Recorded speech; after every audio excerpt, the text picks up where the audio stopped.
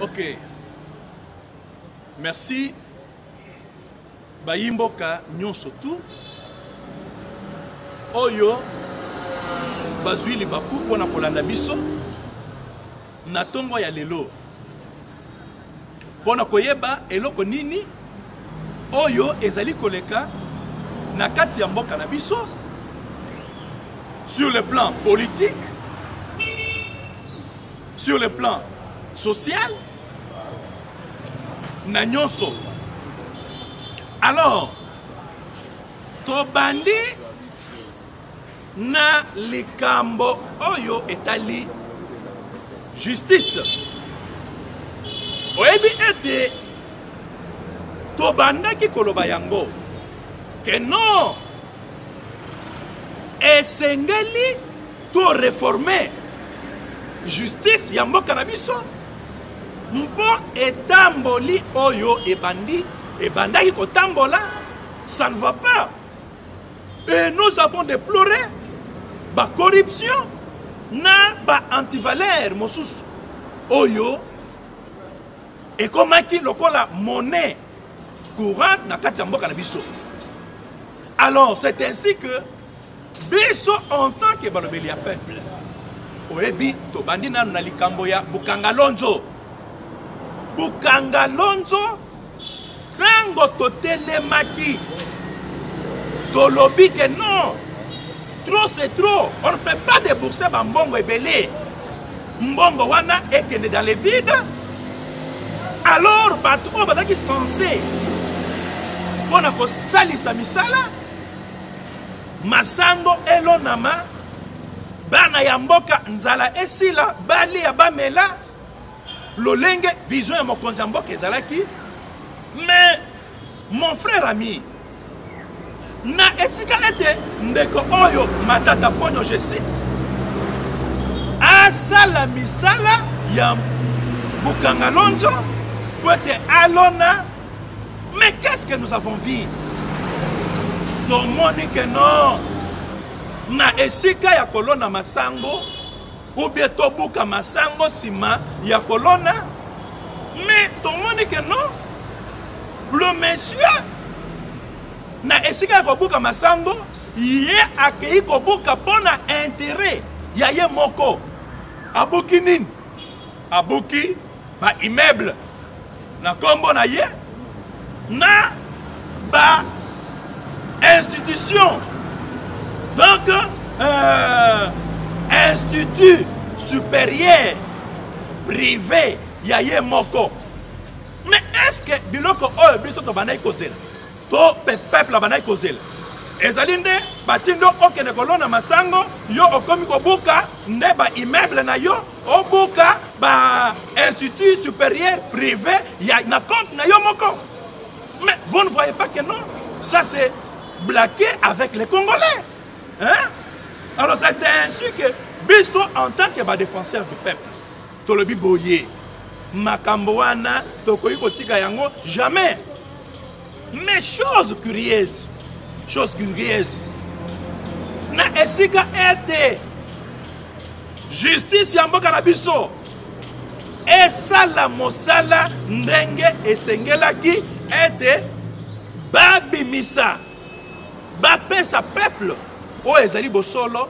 Mais tomoni que non, to soupçonner même que non, c'est comme s'il y a un arrangement na lolenge moko ya bizarre que dossier wana tomoni ebandi ko baluka ezo baluka jusqu'au point que institution monene o tozelaki que non et rendre justice na kati ya likambo wana.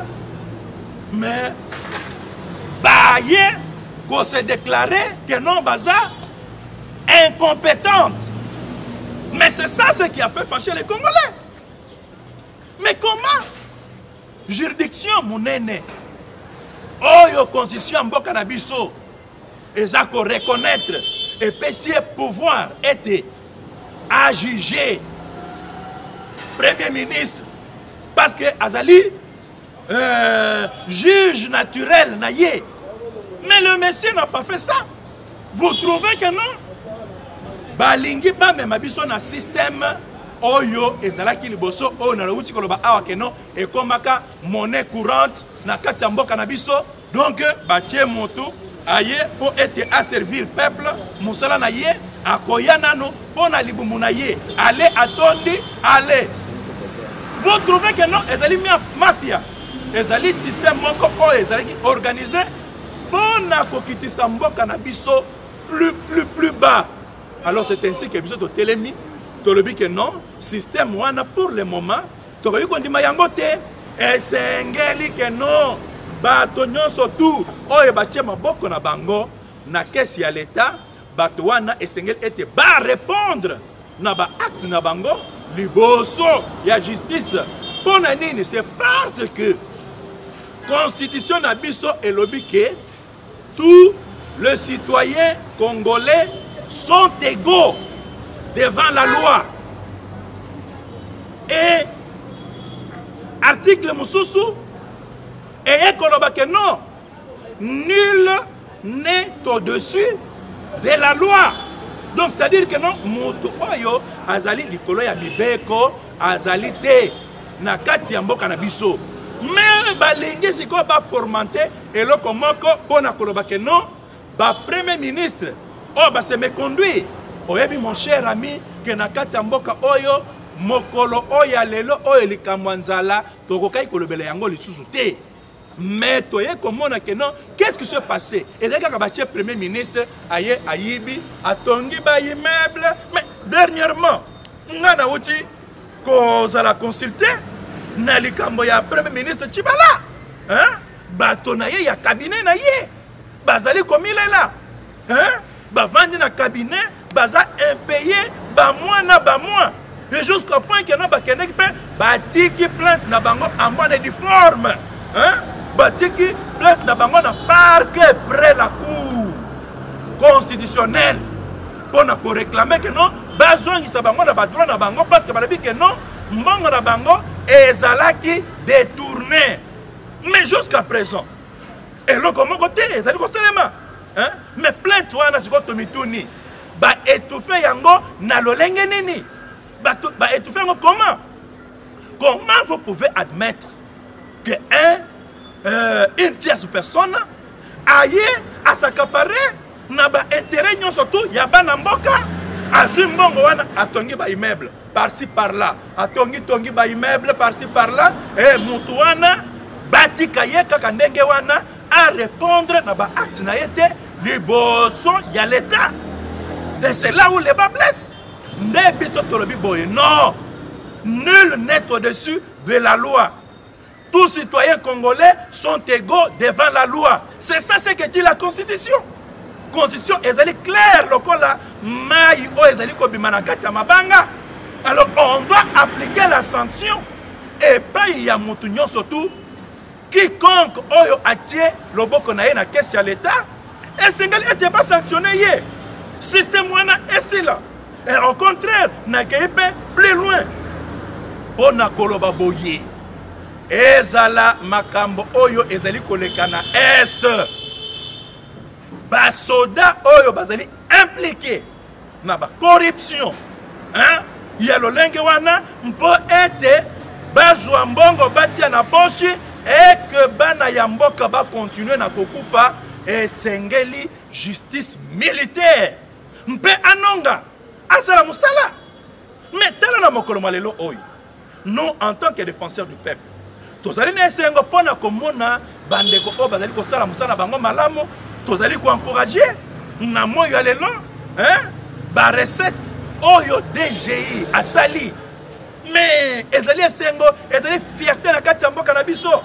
Pointe ba recette wana etikala ko sale mabongo te depuis mboka na biso ya Congo e banda recette wana na etikala ko sale maté. Alors to féliciter ndeko Jules Alingete pour la musala na ye ozali ko sala. Mais pourquoi pas na ba domaine mususu to lobela yango soki que non na armée to moni pe mutmoka telemi alingi azana souci ya kozongisa makambo na nzela. C'est une fierté pour nous. Hein? Mais pourquoi on va continuer toujours na bamiyibi wana oyo bazali à chaque moment kotie loboko na bango na kesi ya l'État nde tolobi boye ozala nani soki otie loboko na kesi ya l'État kombo na yo ezali prison nde esika na lobeli baleki na ngai nyonso mosusu oyo batikala na prison kino na moya lelo pona nini parce que ayibi nguba pona nini parce que ayibi eloko moko ya muke mais bato oyo bazali koyiba l'État baza ko dépouiller l'État na misolo bato wana bazali ko rouler carrosse na kati ya bamituka na kati ya bandako minene mais bato wana baza kotala bango te parce que bato wana bazali nde kokweyisa bozwi ya mboka mobimba oyo ezali koaffecte intérêt général ya peuple congolais mais bato ya ndenge wana bakozwa excuse na lolenge kani alors c'est ainsi tolobi boyi esengeli bato wana ngai nakei plus loin mpona kolancer que non moto nyonso tu oyo azali na bien mal acquis ya l'État il faut azongisa yango et soki azongisi yango te tokozala na nzela na ye po ete totia ye yiki jusqu'à ce que il va se retrouver na kati ya prison jusqu'à ce que justice ezwa ekanga bozwi na ye wana oyo azwi d'une manière frauduleuse. Et c'est ça donc ce que nous voulons. Tolingi ete mboka oyo ekende liboso. Mboka ekende liboso ndenge nini? Si on continue ya kotika bamiyibi, on continue ya kozwa corruption na lolenge osengeli, mais je vous dis ceci. Batu nyonso tu o bazali soupçonner na makambo ba corruption. Il faut pas interpeller. Mais ce n'est pas que non, balongoli na musala na ye, azonge pai na ye, avandi na misolo ya l'État, donc asali comme il veut. Non. Bito tolingi que non. Quand il y a des soupçons, il y a lolenge wana et sengeli que mutu wana tango azolonga na ba fonction na ye, aleki nanu ba kei nanu conditionner ye, ba ye ba que non ba bien o ye azu yango lelenge kani. Na ndenge ya moyibi, na ndenge ya solo, comment? Parce que c'est facile. Il y a qu'à dénicher réseau wana. Moto battu na musala dans quelques minutes au commune à Bozui. Oyo, ils allaient s'expliquer. Mais c'est un peu ça la banquette. Koye ba keno azu yango ndenge nini?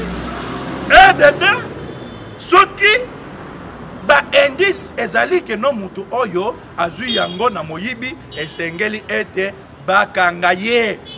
À côté na boloko, azongisa ba bien à l'État. Et nous ne voulons pas, comme on a un scénario, il y a que non, moto aïbi mon à l'État, lobby, a commis kotam na kati ya liberté. Liberté, wana ezali pona nini? C'est parce qu'il a corrompu. À corrompre, ne va pas se liberté, a commis kotam na kati ya liberté. Alors c'est ainsi que, biso to lobby boye. Tolingi to mona clair, na makambuana, moto. On ne pardonne pas un voleur. Un voleur, on ne lui pardonne pas. Mais je dis bien que non. Ba voleur, il y a Mike, batonda na makala. Mais ba voleur en cravate. Ba kotika bango pourquoi? Pourquoi?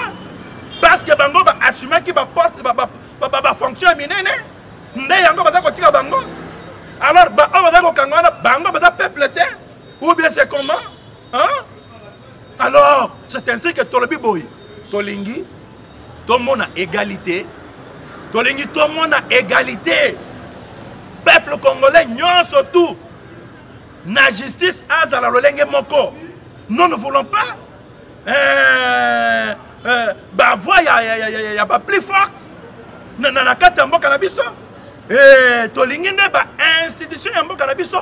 Ezala ba institution ko ezali makasi. Un nom de dignitaires, oyo, bazali, intouchable na kati ya mboka na biso. Et c'est ça, c'est que nous sommes en train de plaider na kati ya mboka na biso. Alors, yango tolobi boy. Oui, j'ai entendu Ndeko Mozito a félicité ba réalisation oyo et ça l'a mis pour le moment. Hein? Na ba régie financière. Oui, ndenge balobaka que non. C'est ça ce qu'on appelle l'honnêteté intellectuelle.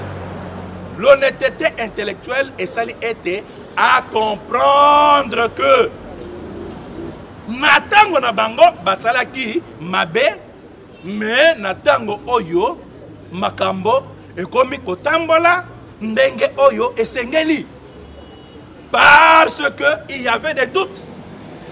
Et moi tango na dako telema liboso peuple congolais na bandaki koyebisa bango vérité.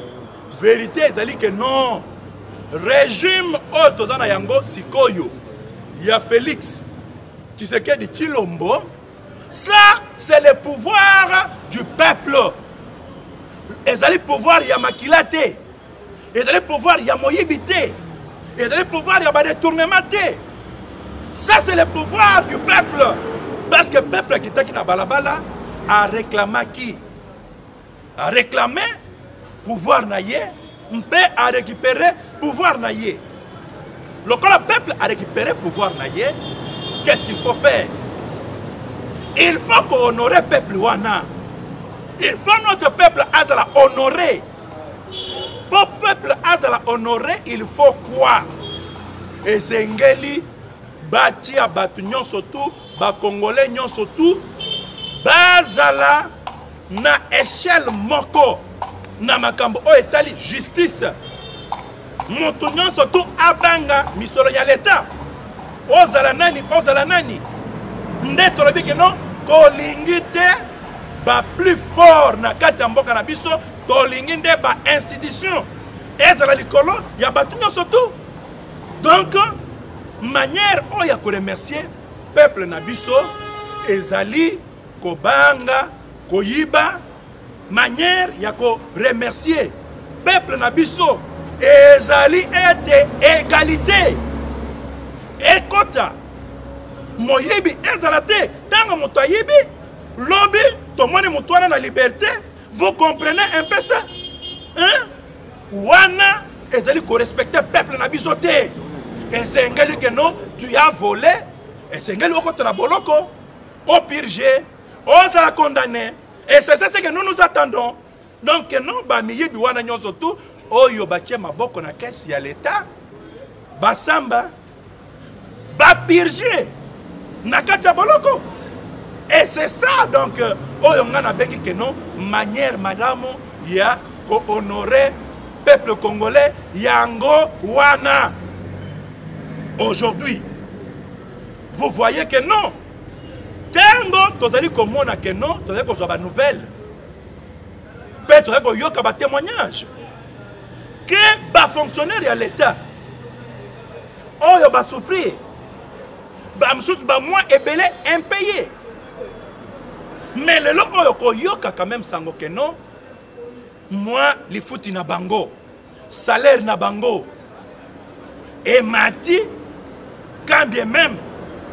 Et maintenant, légèrement, donc on va faire légèrement parce que qu'on bâtit ça 30% et avec promesse que non, nagier, bah qu'on bâtit ça 45% na salaire, il y a des fonctionnaires, na moins laps de temps. Oyo, mon amboka Félix Asali. Maintenant, on va ma côté. Ce qui est ma côté, vous allez ndoki. Vous allez moto oyo alingite que non. Mboka oyo ekende liboso. Mais c'est ça. Oyo, Ndekomozito a félicité. Ndenga félicitana. Il a compris que non. Natango oyo lekaki, natango na bango, si je peux bien dire. Basakanaki, ils n'ont pas travaillé pour l'intérêt général. Il y a peuple congolais.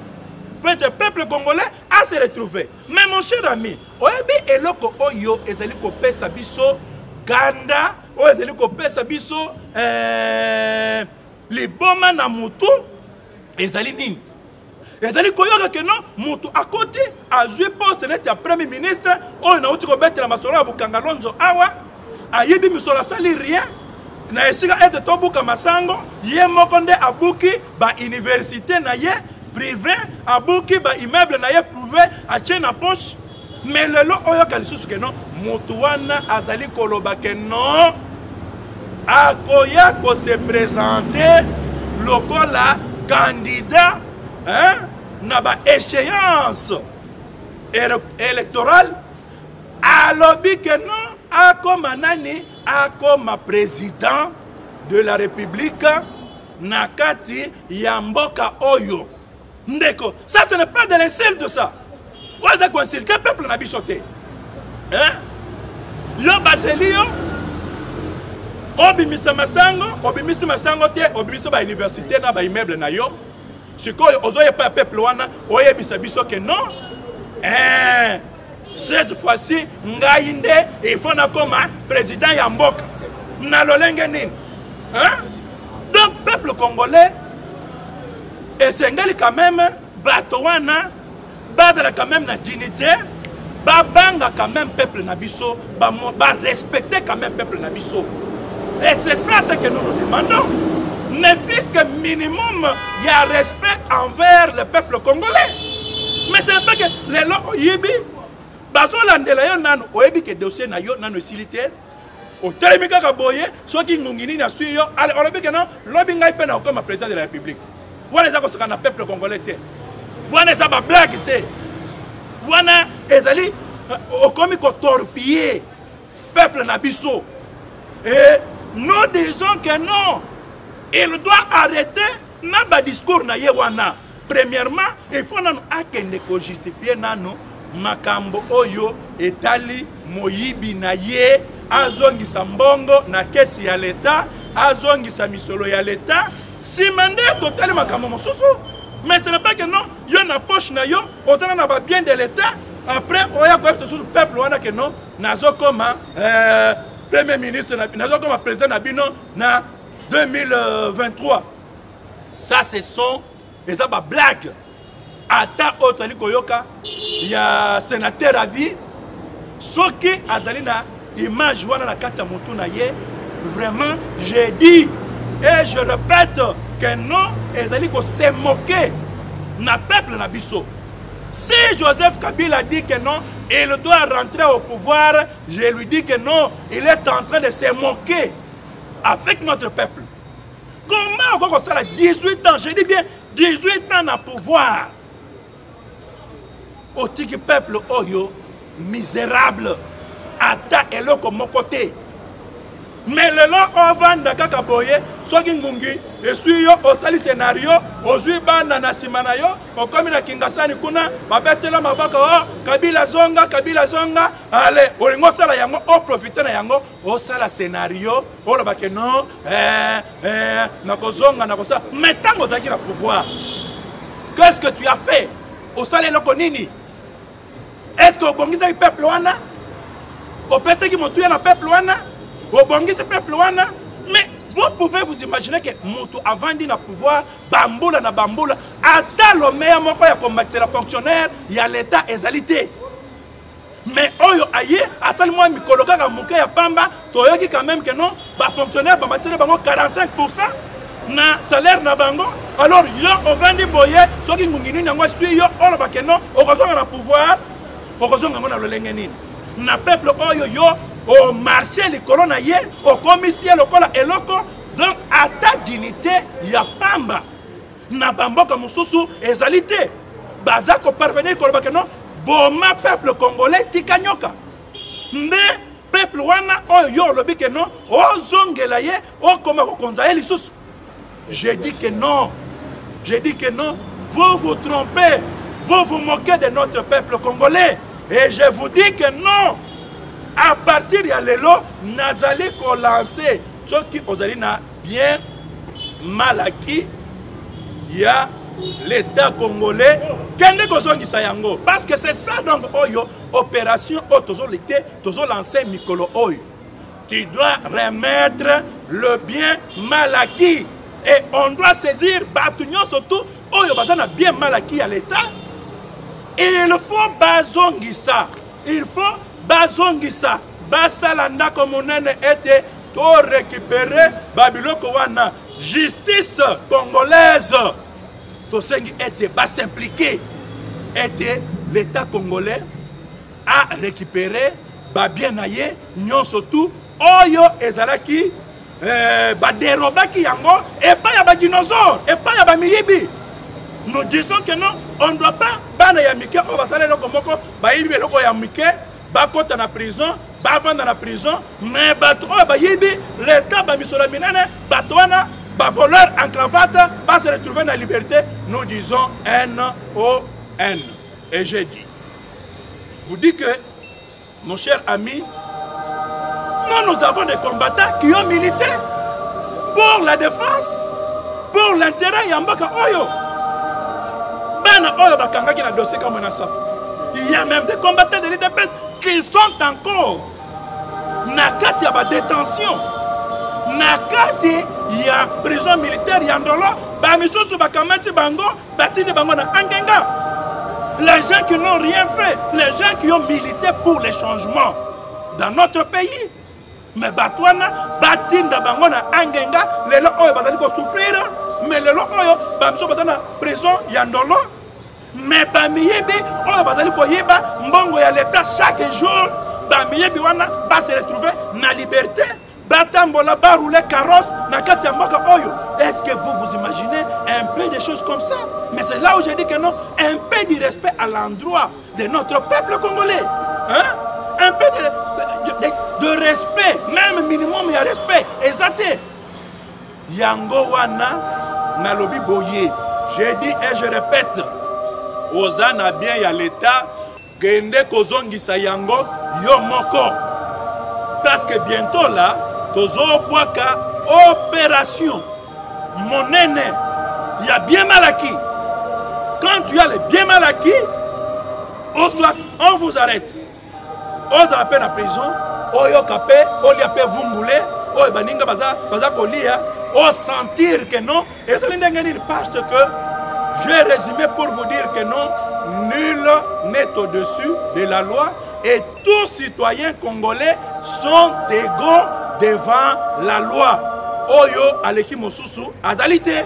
Alors c'est ainsi que j'ai dit et je répète que bandeko wana nyonso tu oyo batie maboko na kesi ya l'état justice etala musala yango ezala bato ya justice oyo bazali ko mitika po ete ba corrompre bango mais bato wana faut balandela bango.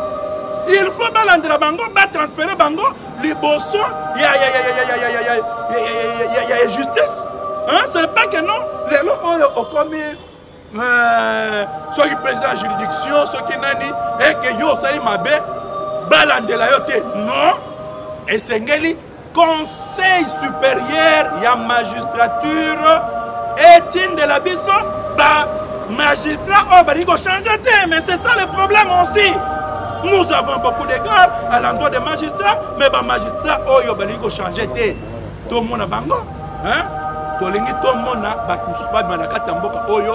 Le Gilles Alingete à sa distinction. Le BG à DGI à sa distinction. Mais attendez, nous avons babimi belé.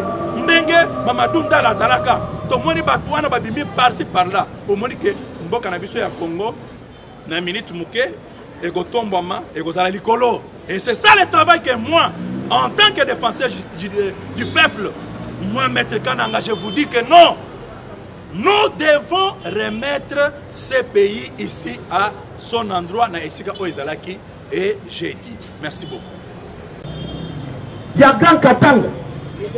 À lobby, tous les leaders katangais doivent signer. Le lobby est ça, madame. Les Congolais, tout au salanini, tout sangana. Et qu'on sangana la biso, il faut un avantage. Il y a la population congolaise. Et qu'on sangana, il faut entre nous les Congolais. Mais chose grave, Namoni, un conseiller de M. Katoum, à l'objet, dans le camp de l'Union sacrée, Batouba commis parce que les retrouvailles de Katoum et Kabila, ils allaient confrérer Bango. Na kamwe malamoko na Twitter, na tourné, monsieur le conseiller. Katumbi a la nationalité ni. Kabila a la nationalité ni. Parce que rencontre on est à Bakatangue. Yozo même à étranger na kati ya Bakatangue ndengeli. Alobi non, bino bato a IDPS bozala kaka bongo na lobi te. Biso bato a IDPS te. Vous pensez la même réponse on a pensé. Na yesu qu'on a tout nié. Et ça biso IDPS te. C'est nous le peuple congolais. Moko na kati na biso. Katebe katoto. Aloba ke Katumbi. Abotama na bono na bango. Mwasi ozalaki bono na kati ya ndako na bango. Na papa na bango. Na tunie papa Katebe. Azaka na nationalité ni. Oh, aza juif batutu bayebani. Bayebiye. Rabi d'accord. Alors, bono azalaki na ndako na bango. Azalaki Katangese. To azalaki Zambienne. Ti lelo atikala ko répondre ngate. Na zongi na Katumbi. Na Kabila. Tungu akumo nzaloba. Bangonde batu bapesa Kabila kombo ya Kabila. Toyebanda uzonga na histoire. IDPS viva. Tungu aloba Kabila eza kombo na yete. Bapesa ye kombo ya Kabila po bakotisa ye na famille Laurent Désiré Kabila. Alors bakokutana na réunion ya Bakatange bakoya kosala nini? Oh, nayebisaki bino que M. Soriano il a des problèmes graves na justice. Iranium oyo bakangaki na frontière na biso entre RDC na Zambie. Yango nde komoni Katumbi akomi na agitation. Akote la wa mabe, abimela wa mabe, mais toyebisi eboyi, tokokanga yo sikote. Tangu tokokota na 2023. De place tokokanga yo bien.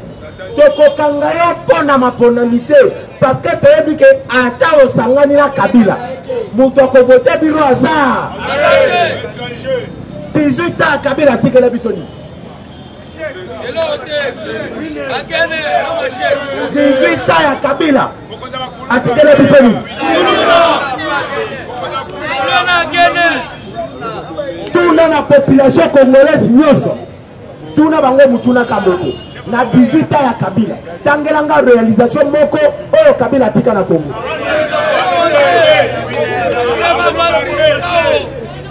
Kabila yena biso ba projet Lokuta. Et la révolution de la modernité. Batika combien d'entreprises ya mapa? Obiloko emati, Masango emati. Yo, bobimisa ba 200 quelques millions de dollars. Pobo kende osala bukangalos. Est-ce que bosala yango na ndenga malamu? Baloni Masango na bukangalozo eboti université na Kini. Et ce qui est grave, les lois batu bakomi koloba Tshisekedi a dictateur. Tshisekedi a violé la constitution. Dans le bien, ceux qui ont violé yango a violé.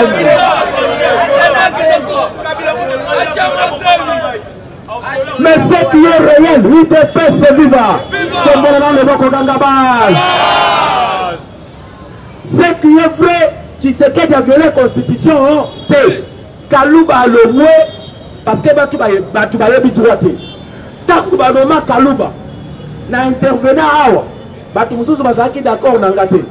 Bakanisa ki ndenge Kalouba ba utaki ko condamner Kamere. Alors ezalaki récompense ba pesa ki. Na le baki te.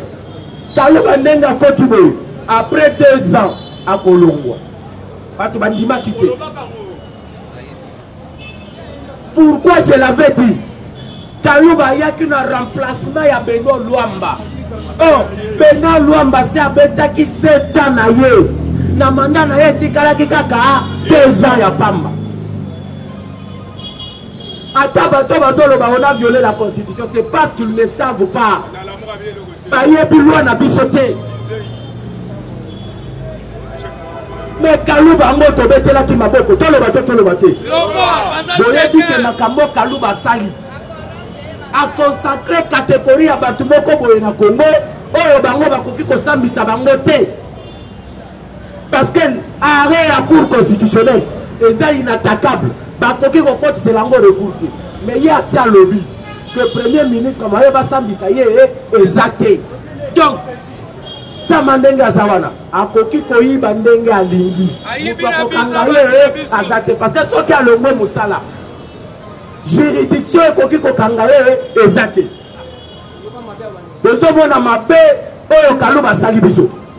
Et même Kabila, ce qui a lobby premier ministre baokanga ye te. Et bongo Kabila baokanga ye ndenge. Mais Batouba Koloba Kaka o Kalouba. O Babengani Kalouba. Mais ils ne savent pas le mal que Kalouba nous a fait. Au Congo, les anciens premiers ministres, les anciens présidents, et la Cour constitutionnelle est incompétente. Ah, Kalouba. Na chité à ta. Ce que ça la constitution. Bon, mon accueil. Atanga Mutuna Sala, 3e cycle, j'ai quand même des notions. Zo article 99 de la Constitution. Okoye Basoki, la Cour constitutionnelle, est compétente ou pas à juger l'ancien président, l'ancien premier ministre. Article 99 est le Bible. N'entrée à président, n'entrée à premier ministre. D'entrer à membre du gouvernement. Tout le bateau. Tant que vous avez le pouvoir, il ne faut pas déclarer bien à Bango dans la Cour constitutionnelle. Ceux qui vont déclarer bien à Bango, Ata Sima, il y a Moussala na Bango, ou soit il y a mandat na Bango. Ceux qui vont salir le Coran Constitution bengi yango infraction. Et le dit parquet ekoki kolandela likambo wana eza cour constitutionnelle. Donc parquet à cour constitutionnelle. Mais yo le cour constitutionnelle eza incompétente. Mais article 99 ezali koloba, c'est la cour constitutionnelle qui doit juger l'ancien président et le premier ministre. Tout cela parce que Ozwaki 3 millions. Je vous remercie. Président Maman Tobé, président José. Président José. UDPS viva. Parlement État de droit viva. Etienne Ouamolomba, super héros national viva. Viva, viva, viva. Et liboso, ceux qui parlent que biso toko violer la constitution mboka na biso toko poser bango question si la constitution mboka na biso est vierge. Cette loi a été violée dès le premier jour. UDPS vivant. Parmi ses premières heures, Kabila avait nommé de bourgmestre à Salamaramu ébélé contre même la constitution mboka na biso. Nous demander ou nous dire que nous sommes violés, c'est une aberration. Il doit pas se dire. N'a aucune de côté pour le même exploit à la banque. La banque vous a parlé d'une première.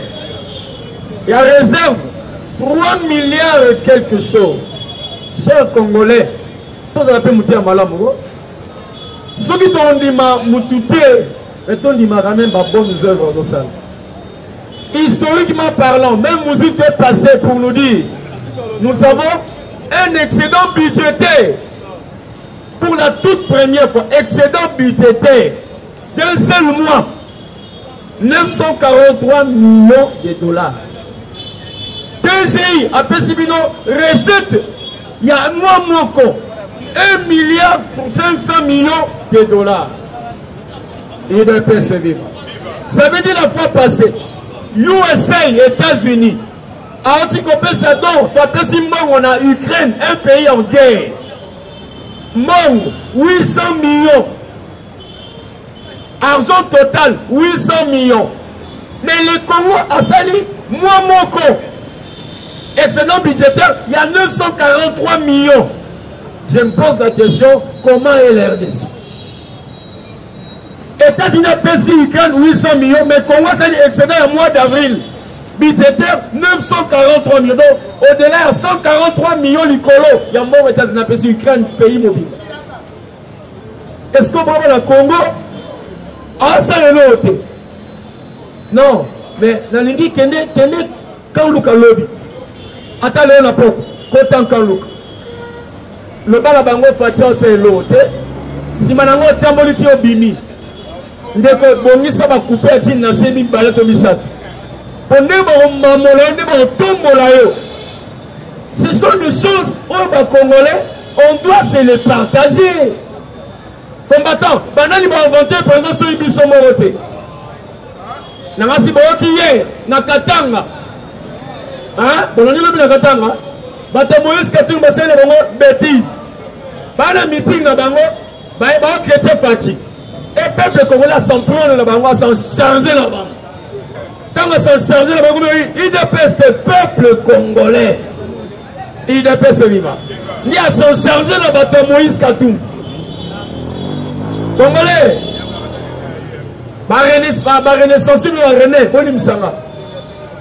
On dirait que vous avez une raison. Il y a le balélo. Président Fatih comme boussole. Azur rassembler tous les étrangers. Il dépêche le vivant. Tout le monde est étranger, par exemple, ça va la banque. Et du moins, moi, le mouvement est Congo à comprendre. Mais attends, ça va la justice, mais j'ai dit qu'il a compris. C'est musique. Il a compris que, oh, là, on va étranger. Comment on a fusion, il a fallu Luna Kabila. Mais il a fallu Luna Katoum. Il a fallu Luna Matata Pogno. Mais combattant congolais, Fayoulou, un étranger. Matata Pogno, un étranger. Bassali Alliance. Des étrangers. L'autre, Kabila, Nakatou, Bassal Alliance, Naki Kabila Moutaboyang. On a dit Kabila Boy, a rejeté. Alors, il est un ancien président, il est à l'aise. Non, il n'est pas à l'aise. À cause de ça, il n'est pas à l'aise. Il va venir à la justice. Il dépasse, il va. Mais ensemble, il y avait étrangers. Contre qui? Contre un Congolais. Et ça m'a bêté, bon sang en abino. Mais ton coup de la loi de père et de mère. Nationalité, la mission, identité, secteur, localité, province, district. Il dépasse, il va. Pour sur le moment, il manque. Au moment, il Congolais, banane, armes géologiques, la vie des Arabes. Congolais, ce n'est pas de la blague. Tant que vous êtes étranger, ceux qui vont à la télévision, dans une émission, un membre il a peu perdu influence, c'est une publicité. Alors, tout y est question. Pourquoi vous êtes ceux qui vont ça prouve que Félix est fort. Combattant, Nazanga Moko. Il a passé une mission de Boun Sanga, c'est Nazanga Kesko le Gabino. Bon, ça n'a pas Boun Sangaï. C'est que Félix est fort. Il dépasse le vivant. Mais quand Assani c'est un news, quelque part, Bamsou a une union sacrée, Kuna, Bansa bloc contre Félix. 2023, Boya. 2023, Boya. Mais il peut pas un sondage. Quand la minute était à sondage, il y a eu combien? 32. On a dit Félix a quitté le sondage, n'est-ce pas? 32, 34 comme ça. Mais les lots, bon, c'est un sondage. Félix, 62%. Pourquoi t'as un mot? Bêta code 67, le 60. Parce qu'il y a une 64. Donc quand ils tiennent c'est un cycle là. Sondage. Moïse Katou nous a battre Fayoul. Moïse a sur le 24%, Fayoul a sur le 12%. Ce qu'on t'a fait, c'est un relation Mata tampon. Mais Fayoul a compris. Maintenant, on ne peut pas en mode, on va voir. Donc Fayoul restera avec 6%, maintenant on a 4%. Donc on a un pourcentage. Fatih aujourd'hui, 64%. On m'a dit que c'est 68. Pour l'ambassade, on a dit 64. On parle de 68, c'est aussi bien. Président Matata, attends 70. Pourquoi? On a le même pourcentage il y a 2018. N'est-ce pas, il y a moins reflété même élection, c'était ça le pourcentage, le sondage. Les lots, Nabasit, oh, bango avec qui passe par meneur. Fatih Zobet, tango badada. Il est bien vivant. Lobby, avant-hier, avec parlons là, quand Luka, je vous dis, l'histoire, c'est ce qu'il a eu déjà. La vie monstre, ça bêterie, ma solo, ma soeur, ça n'est carré. Mais le quoi là-bas, Sangana, depuis ce moment, Sangana. Mais ça, c'est pour comprendre là. Biso UDPS, tout le monde a discussion, tout le monde a division, tout le monde a jalousie, tout le monde a séparation. Il faut que l'UDPS soit une et forte. L'union fait la force. UDPS est vivant. Lorsque l'UDPS est réunie, c'est une bombe. Pas une bombe à retardement, mais une bombe atomique anatomique. UDPS est vivant. Combattants sont dans un soudété. UDPS a au moins quelques pourcentages. Puis sont les Mbalo, Maloba vient et tient comme ça, Malissous. Après, c'est le baraboy. UDPS au pouvoir, on n'aura pas une opposition. UDPS est vivant. Mais là, apparemment, tout le monde, il n'y a pas d'opposition. Opposition, c'est quoi d'opposition? Avec quel aura, quel discours? Un discours pour la vérité des urines. On a la table ronde. Tout ça, la table ronde n'est ni. Et ça, on a 60. Parce que table ronde, on habite table ronde. C'est à quelle forme? La forme est ronde, la forme est zéro. C'est qu'à table continue, on a zéro. À ta table trapèze, à ta lozage, c'est un triangle. Parce que dans la maison, nous avons quand même. Ah! Je disais que par où comme un problème, on va côté en côté. Ah, Fatih, on va monter ma mère. Aussi, ici, il faut nous caboyer. Il faut nous pépé Sili. IDPS est vivant. Président élu, nous pépé Sili. Ma bille n'a pas Sili. Quand nous colons, on va mettre un concert au stade de Martin, c'est pas danse, c'est aussi la souffle. IDPS est vivant. Mon temps, le bon Fatih, ah, c'est un sabatunios. C'est encore historique. Même les Wengers se rencontrent. Parce que on va mettre un concert ensemble. Pour dire, Fatih rassemble tout le monde. Monde musical, monde sportif. Donc tout le monde dans Sangana. Pourquoi? Parce qu'il y a un et une personne au hasard au-dessus à mêler. Fatih Béton, que Dieu te bénisse. Moukotombolo. Chers combattants, par rapport à Misala aux Salam, dans le but que Bissot a investigué, dans son ngara, dans le bâtiment, dans contre Mouteboli, Misatan, sur le langage, on se comprend pas mal. Les œuvres, où est Salam au Congo, et ça a l'actif, il y a président de la République. Attends, le but, Naï Boumès, dans ton Adin Zéla, mais dans l'actif, il y a président de la République. Parce que c'est son mandat. Dans la période de Fatih, il y a ça. Il est bien vivant. Natif Banan, il y a Fatih. Dans la période de Fatih, il y a le Songolo. Et ça, Natif Banan, il y a fait. Il y a tout le monde dans mon consamble à la biso. Il y a tout le monde dans Fatih, même dans son actif. Et ça, la cause, il est bien vivant. Donc, il y a un immeuble à 40 étoiles, 60 étoiles. Mais dans compte, il y a une période. Parce que la période de Fatih, il y a une turbine, il y a résidence. N'est-ce pas? Toi, il y a il y a côté, il y a Félix. Dans la période où Félix Ayaka, résidence de 3 turbines, donc 3 places, il y a un peu de chômage. Dans Ayaka, il y a un Zongo. Parce que Zongo est historique. C'est à l'époque de Fatih que Zongo a vu courant électrique. Il n'a pas ce vivant. Donc après 60 ans, après même époque coloniale, indépendance, c'est la période de Fatih que courant continue à Zongo. Il n'a pas ce vivant. Mobaïmbanga, Mobaïmbongo, Moni éclairage. Parce que Babouaki va colément, Babouaki n'a pas lanterne, n'a mon image, Babouaki a colément. Babouaki n'a pas lanterne, Babouaki courant Salini et Koti. Parce que tout le bateau, n'a aucun misana, nous sommes au Konzambo Kate. Il n'a pas ce vivant. Et on a dit, tant que Bango va au Sangana, Bissobeto Sangana. Bannissons nos discussions, bannissons les choses parce que l'ennemi en profite. Lélo. Je vais dire une chose, mais à notre propre honte. Nous avons eu avant-hier un monsieur, membre de la cellule Nanga. Cellule Moko 4 Nabiso. À l'ati polo, na dessin, na image à moutou. A yé na réunion, à l'inga na côté na réunion. Bolim Sanga, je l'ai chassé na réunion.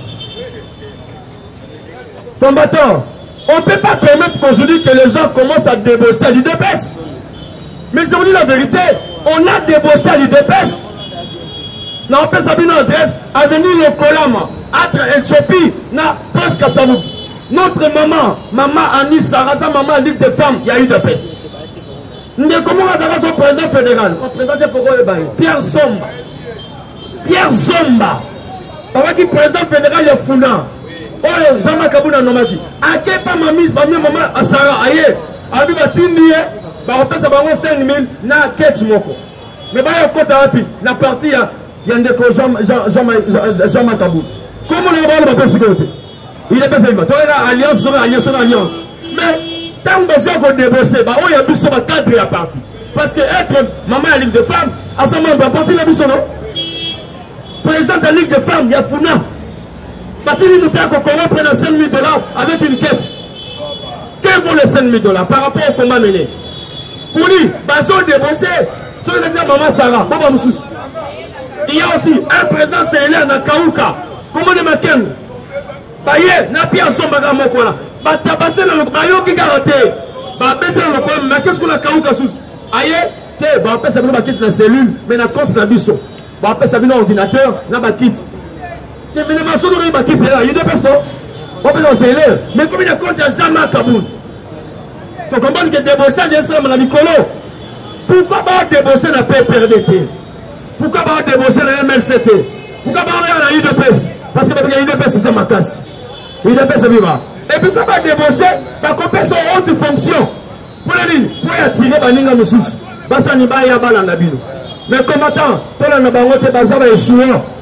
Parce que qu'il le veuille ou pas, et on a dit que qu'il le veuille ou pas, une chose, Félix va gagner les élections bien sûr. Mais tous les pays vigilants, à part les élections, les territoriales. Il dépêche ce vivant. Toi, tu as besoin d'un chef à quartier. Toi, tu as besoin d'un bourgmestre. Toi, tu as besoin d'un chef, il y a un chef du dérive. Pourquoi? Je donne un exemple. Je crois que je serai d'accord avec mon frère Jeff. Lorsque vous avez le contrôle, il y a réel. Le contrôle plutôt. Vous avez dit que il y a des numéros 1 et numéro 70. Il dépasse à 45 parcelles. C'est déjà majoritaire, non? Hein? Parce que les autres sont des sympathisants. Mais vous convenez que maman, n'est-ce pas? Donc, ça, parce que l'élection, ça compte la rue, les quartiers, la commune et la ville. Lorsque vous avez le chef de quartier, vous avez déjà un nombre de babalaba, un nombre de parcelles. La commune a un nombre de communes et mobimba. Les gouverneurs a un nombre de villes. Déjà, vous avez le pourcentage par rapport à la ville. Mais lorsque vous ne contrôlez pas les territoriales, les autres vont voler et tricher. Il dépêche ce vivant. Il y a encore besoin d'un chef de quartier, d'un chef de rue, d'un chef de combat, d'un bourgmestre. Même la province, avoir les gouverneurs, il y a province. Il dépêche vivant. Donc, Nicolas, nous devons voir ça, drapeau de silence, bourgmestre, Batouya. Je tais un peu le nom. Je ne vais pas en parler. S'il vous plaît. Mais drapeau nous ont flotté avec couleur rouge, bleu ou blanc. Les écritures en rouge, bleu, blanc. Drapeau rouge, bleu, blanc. Nicolas a triché la couleur et il est flotté en bisquenos. N'a pas commune, n'a pas bourgmestre, on leur impose, on dit drapeau à telle couleur. C'est la lobby. On va pas dire que c'est la pleine stade, c'est la pleine stade. Pour la montée de ce gabino. UDPS n'a rien à prouver. Combattant, quand on parle UDPS, tu n'as rien à prouver. Pour mettre un stade de martyrs plein à l'intérieur et à l'extérieur. N'arrive à 10e. Quand on s'est triomphal, UDPS vivant. Pour mettre un bicycle Nios, et pas une mort de choix. Alors même en voyage, par retour à meeting, n'en parlons même pas. Les marches, n'en parlons pas. Parce que depuis même jeudi saint, Kabila Loba, à quand les derniers jeudi saint? Parce que chaque jeudi, boulevard. Chaque jeudi, boulevard. Et puis chaque jeudi, on a dit férié. Et Kabila Loba, jusqu'à quand? Or que ça allait jusqu'à ce que Kabila quitte le pouvoir et nous démarrons là-bas. Et d'après ça, vivant. J'ai dit, je vous remercie. Bonjour à tous, bon appétit, bonne kendo.